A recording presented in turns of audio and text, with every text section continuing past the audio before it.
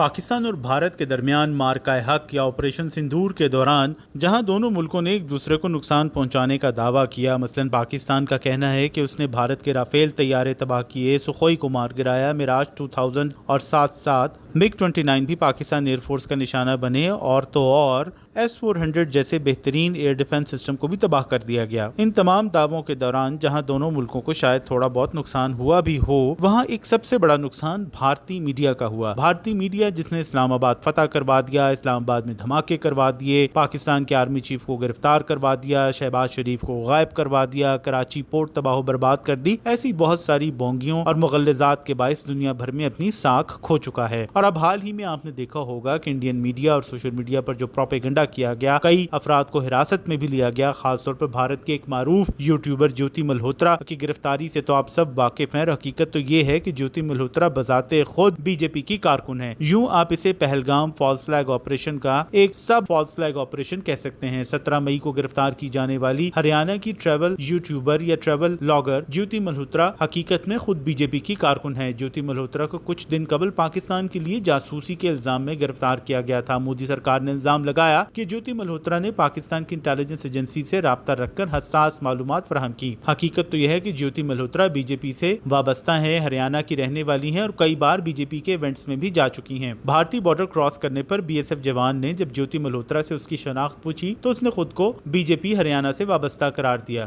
بھارت میں plate form x کو دیکھیں تو وہاں پر فالس فلیگ آپریشن کے حوالے سے جیوتی ملہوترا کی گرفتاری کو بھارتی ناگرک ہی بے نقاب کرتے دکھائی دے رہے ہیں۔ بھارت کے ایکس یوزرز نے مودی سرکار اور جیوتی ملہوترا دونوں کو آڑے ہاتھوں لیا ہے۔ جیوتی ملہوترا کا ویلاگ ثابت کرتا ہے کہ وہ بی جے پی کی ہی کارکن اور سپورٹر ہے۔ حقیقت تو یہ ہے کہ مودی کی جانب سے پاکستان کو بدنام کرنے کی ایک اور فالس فلیگ سازش ہے۔ جیوتی ملہوترا نے اپنے انسٹاگرام پر صرف مودی اور بی جے پی کو فالو کر کے واضح کر دیا ہے کہ وہ بی جے پی کی ہی بھکت ہیں۔ جیوتی ملہوترا کو پاکستان کا جاسوس قرار دے کر مودی کی پاکستان کو بدنام کرنے کی ایک اور سازش در حقیقت بے نقاب ہوئی ہے۔ دوسری طرف پاکستان مکمل ثبوتوں شواہد کے ساتھ ساتھ پوری دنیا کے سامنے ایک ڈوزیر بھی پیش کر چکا ہے، جس میں بتایا گیا ہے کہ کس طرح سے بھارت نے پہلگام فالس فلیگ آپریشن کے بعد پاکستان کے حوالے سے جو بھی دعوے کیے وہ سب جھوٹ ہیں۔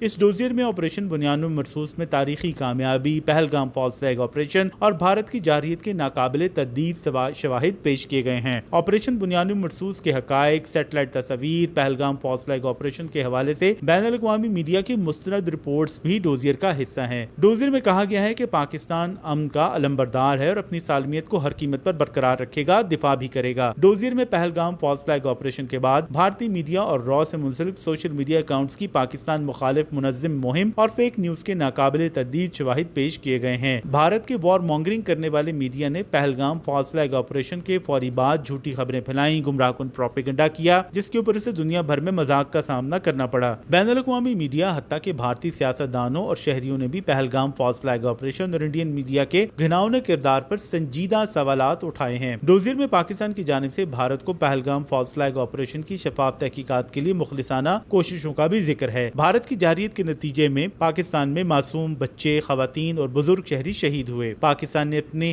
دفاع اور بھارتی جارحیت کے جواب میں آپریشن بنیان مرصوص کیا۔ آپریشن بنیان مرصوص نے بھارت کو دھول چٹائی اور مودی سرکار کے عزائم کو خاک میں ملایا۔ پاکستان نے بھارت کی جارحیت کے جواب میں آپ جانتے ہیں کہ صرف اور صرف انڈین ملٹری ٹارگٹس کو نشانہ بنایا، چاہے وہ S-400 ایئر ڈیفنس سسٹم ہو یا بھارت کی مختلف ایئر بیسز۔ صرف ان بھارتی ٹارگٹس کو نشانہ بنایا گیا جہاں سے پاکستان کے معصوم بچوں اور خواتین پر حملے کیے گئے۔ اس ڈوزیر میں بھارتی نقصانات کی تفصیل کے ناقابل تردید شواہد بھی پیش کیے گئے ہیں۔ اس کے علاوہ مودی سرکار اس وقت اپنی خفت مٹانے کے لیے جھوٹ پر جھوٹ بولتی چلی جا رہی ہے۔ تازہ ترین جھوٹ بھارت کی جانب سے آفیشلی یہ سامنے آیا ہے کہ امریکہ نے پاکستان اور بھارت کے درمیان سیز فائر کروانے میں کوئی کردار ادا نہیں کیا۔ انتہا پسند ہندوؤں کے ہاتھوں دنیا بھر میں ذلیل ہونے والے بھارت کے سیکرٹری خارجہ وکرم مسری نے بھارت کی پارلیمانی کمیٹی کو بتایا ہے کہ مودی سرکار کی جانب سے جو سیز فائر کیا گیا اس میں امریکہ کا کوئی کردار نہیں۔ پارلیمانی کمیٹی برائے خارجہ امور میں بریفنگ کے دوران وکرم مسری نے جھوٹ بولا کہ سیز فائر ہو یا ثالثی، بھارت ٹرمپ کے کسی کردار کو نہیں مانتا۔ اپوزیشن کی جانب سے سوال بھی کیا گیا کہ امریکن صدر ٹرمپ اور ان کی انتظامیہ نے کم از کم 7 بار سیز فائر کے حوالے سے بیانات دیے ہیں تو مودی سرکار چپ کیوں ہے۔ فارن سیکرٹری وکرم मिस्री का इस पर कहना था कि ट्रंप ने भारत की इजाजत से कोई बयान नहीं दिया, वो खुद ही अटेंशन सीकर बनना चाहते हैं या खुद ही अटेंशन सीकर हैं। अमेरिकन सदर के बार बार कश्मीर को बैनुल-अक़वामी मसला करार दिए जाने के बयान पर ऑपोजिशन के सवालात के हवाले से विक्रम मिस्री का कहना था कि सीज फायर मुकम्मल तौर पर दो तरफा था और इसमें कोई तीसरा फरीक शामिल नहीं था। विक्रम मिस्री ने यह भी दावा किया कि पाकिस्तान और चीन का दिफाई ताउन बेअसर रहा। ताहम सबसे दिलचस्प बात यह थी कि मोदी जी के खिताब के बरक्स विक्रम मिस्री ने एतराफ किया कि पाकिस्तान की जानिब से कोई न्यूक्लियर सिग्नलिंग नहीं की गई, यानी पाकिस्तान ने न्यूक्लियर वेपन इस्तेमाल करने के हवाले से कोई सिग्नल नहीं दिया। जबकि मोदी जी अपने खिताब में कह चुके हैं कि पाकिस्तान की न्यूक्लियर ब्लैकमेल का शिकार अब भारत नहीं होगा। अब मिस्री जी कहते हैं कि पाकिस्तान ने न्यूक्लियर वेपन्स के हवाले से कोई सिग्नलिंग नहीं की। अब आप खुद फैसला कर लें कि मोदी जी ज्यादा झूठ बोलते हैं या उनके फॉरेन सेक्रेटरी।